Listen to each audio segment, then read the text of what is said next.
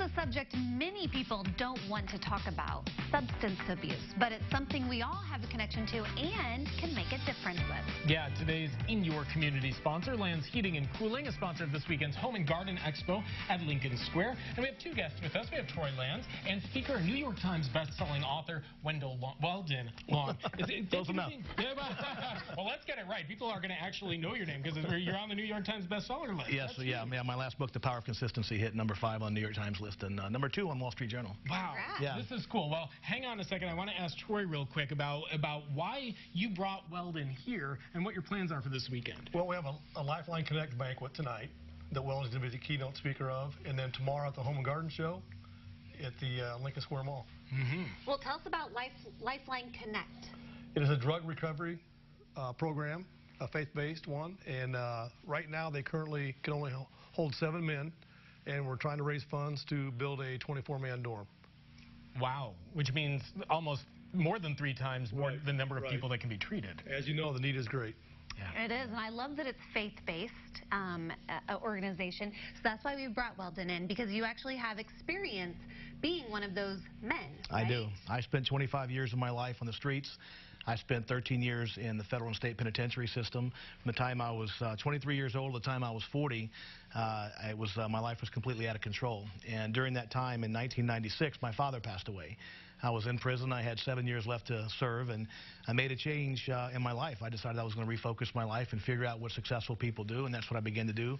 7 years later, I walked out of prison at 40 years old to a homeless shelter, and from there, I built an Inc. 5000 company and started writing books and speaking and doing what I do today. Wow. So it was your father's passing that was kind of that trigger for you? Yeah, June 10th, 1996, the realization that he went to his grave with me in prison. Again, it was my 3rd trip in prison. The 13 years was over 3 different trips. And just the realization that he went to his grave. I had a 3-year-old son at the time that I had fathered when I was out on parole. So when I went back to prison, he was 3 years old, so I had abandoned my own flesh and blood. My father died while I was in there, and just the realization of what I had done to their lives and my life, and I had to make a change. How do people recognize where that time is? Because, you know, you hear people referring to, well, I've hit rock bottom. Yeah. Which this sounds kind of like what that moment was for you. Yeah, you know, one of the things I found is that change is difficult, and when the pain of not changing becomes greater than the pain of changing, that's when we change. It's an interesting thing you mentioned the rock bottom, because a lot of time there's false bottoms, right? You think it's as bad as it can get, but it can always get a lot worse. I think just when the pain of not changing, the suffering, becomes so intolerable that we just have to figure out a better way, I think that's when we're motivated to do something. Yeah.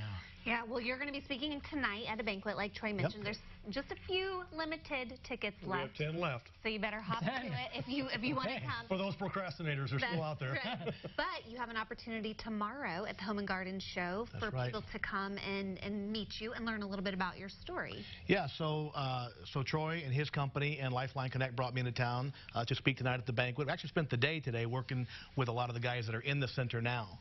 It was really an extraordinary experience, what they've overcome and what they've been through. And then tomorrow, I believe at 2 p.m. tomorrow at 3:30, I'll be speaking at the Home and Garden Show, which is an unusual venue for me. I was going to say, are you going to give us some gardening tips? Or, you know? We're going there. We're going to do some questioning at a barn next door afterwards. He's going to be raising up hope. That's planting right. seeds of hope is absolutely part of this, right? So tell me a little bit. I could talk to you all hour. So give people a little sense of how that journey started, because I'm sure there are people out there who've hit this place.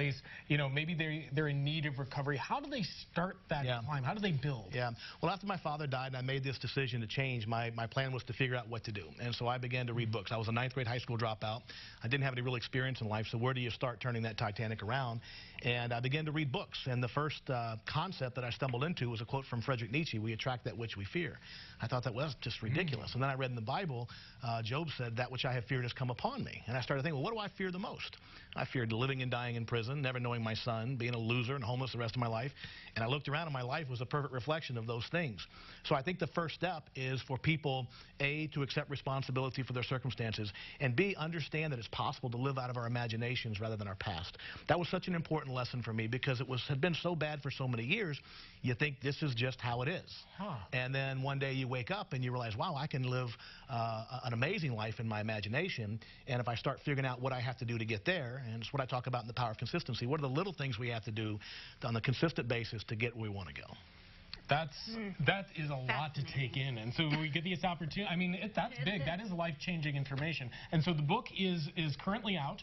Yes, The Upside of Fear was my first book. The second book was The Power of Consistency. And the new book coming out this September is Consistency Selling. So check out Amazon.